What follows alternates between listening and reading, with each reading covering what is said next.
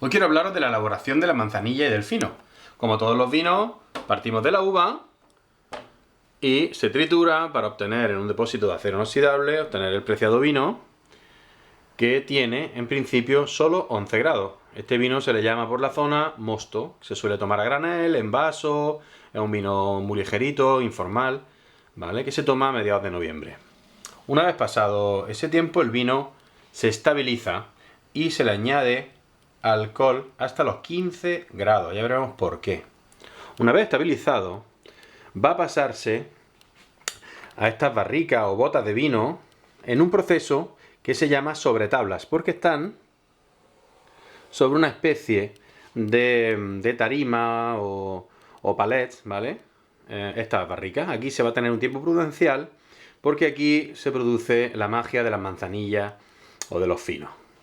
¿En qué consiste? Pues es que aquí el vino puede evolucionar de diferentes formas y esto va a determinar dónde van a ir a parar cada uno de esos tipos de vino. Se llenan las barricas o las botas, no se llenan completamente, y entonces ¿qué puede pasar? Por ejemplo, en esta primera lo que puede pasar es que se desarrolle una especie de levadura, un microorganismo que se llama veloflor o madre, que lo que hace es que cubre todo el vino como si fueran una alga en un estanque, protegiéndolo de la luz y del oxígeno. Entonces, pasado el tiempo, aquí vamos a tener lo que en un futuro va a ser una manzanilla o un fino, ¿vale? Va a seguir siendo muy doradito y tal. Puede pasar otra cosa, y es que empiece a desarrollar un poquito de veloflor, pero el veloflor acabe desapareciendo. Hay una primera fase, que hay un poquito de veloflor, y luego el veloflor desaparece, quedando expuesto el vino al oxígeno. Por tanto, aquí este vino va a estar destinado a ser un amontillado. Ya veremos, estoy dando pistas de cómo es.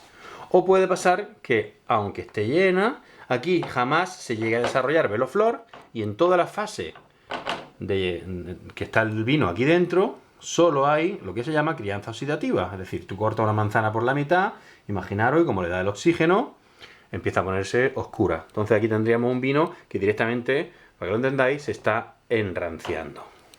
Entendido esta primera fase, que es la fase sobre tablas, pasamos a la siguiente fase. Como hemos dicho, pueden pasar diferentes cosas, ya lo hemos visto. Entonces, todos los vinos de la zona de Jerez van a tener esta disposición, sus barricas. Estas tres barricas se les llama solera porque están en el suelo, y a las otras dos se les llaman criaderas.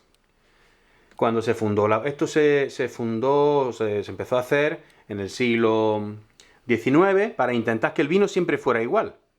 Y ahora explico por qué.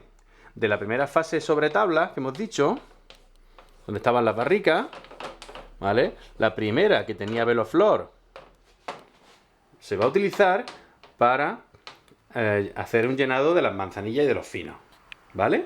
De manera que aquí tenemos todo esto lleno de vino desde que se fundó la bodega. Si la bodega tiene 150 años, siempre ha habido vino aquí. Pero el vino que está dispuesto para la venta se saca de las últimas, de aquí y de aquí. Al vaciarse esto, estas tienen que rellenar, ¿entendéis?, lo que hemos vaciado de esta parte. Y por último, esta, por supuesto, tiene que llenar aquí. Esta quedaría vacía, pero no queda vacía. ¿Por qué? Pues porque en la fase sobre tablas hemos visto un vino que ha tenido veloflor, que tiene madre, y que nos sirve para rellenar aquí arriba. Porque este fino también contiene veloflor, ¿vale? Y lo que nos interesa es ir rellenando anualmente para que esta levadura se vaya alimentando del vino nuevo. Y así, sucesivamente, año tras año, siempre se saca de abajo, se va rellenando de una bota, una barrica que ha tenido veloflor y se vuelve a rellenar. Esto sería en el caso de la manzanilla y de los finos. ¿Qué diferencia hay entonces entre una manzanilla y un fino? Solamente su procedencia. La manzanilla solamente se puede elaborar en Sanlúcar. ¿Por qué? Pues porque la suavidad del clima hace... Las levaduras son muy termolábiles. son muy delicadas al cambio de temperatura. Y en Sanlúcar, por su proximidad con el Guadalquivir y con el Atlántico, hace que la temperatura sea muy suave y que el velo flor, que esa madre, esa levadura, esa capa que recubre al vino, sea siempre muy gordita. Y si es gordita, protege muchísimo al vino, nunca va a tener contacto con el oxígeno, y entonces es un vino muy suave y muy ligero. En la zona de Jerez, los veranos calurosos, ese velo flor disminuye muchísimo y pues tenemos esos toques un poco más fuertecillos. ¿Entendéis?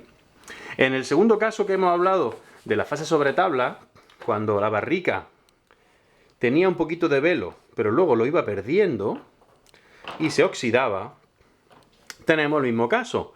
Tenemos ya, desde que se fundó la bodega, cuando se hizo la primera vez, pues ya metieron en esta barrica, metieron los primeros olorosos, que ya no tienen velo flor, pero lo tuvieron en su origen. Es decir, es un fino, o una manzanilla, que se ha oxidado. En la fase sobre tabla, la primera fase, se busca un vino que haya evolucionado igual que el que va a evolucionar los que están aquí. Entonces, igual, se saca de aquí, los de aquí vienen aquí, pam, pam, se van vaciando de arriba abajo y se vuelve a coger el vino y se llena. La última barrica era la que hemos dicho en la fase sobre tabla, que en ningún momento ha tenido levadura, el velo flor. Es decir, ha pasado directamente de ser un vino joven a un vino rancio. De la misma manera, tenemos esto y está ya lleno de vino rancio, pero muy antiguo. Para tener la misma calidad, se va sacando de abajo, de aquí a aquí, de aquí a aquí, y se vuelve a hacer este sistema de criaderas y solera. No sé si lo he dicho, pero esta de abajo se llama solera porque está abajo en el suelo, y las de arriba, porque van criando el vino, se llaman criaderas. Por último, el caso más raro es el palo cortado. El palo cortado, el capataz de la bodega, lo que hacía, cuando hablamos de cuando se fundó la bodega al principio, iban probando las barricas y cuando veía que una había perdido velo flor y se estaba amontillando, le hacía una rayita para conocerla y así saber que no era una manzanilla o un fino. Pasado el tiempo volvía a probarlo y decía, bueno, esto es un amontillado, pero es que tiene características de oloroso, ya no es un amontillado cualquiera. Entonces hacía esto y lo cortaba. Entonces por eso viene el término palo cortado. El palo cortado es un amontillado y un amontillado a su vez es un fino que ha perdido su velo flor. Un fino que ha perdido su velo flor, se ha oxidado, es un amontillado. Bueno, pues el palo cortado es rizar más el rizo y es un amontillado que tiene sabores y características también de un oloroso. Es una rareza, es algo muy caro y no es un vino mezclado como se suele entender por aquí por el Levante almeriense. Espero que haya sido más o menos aclaratorio.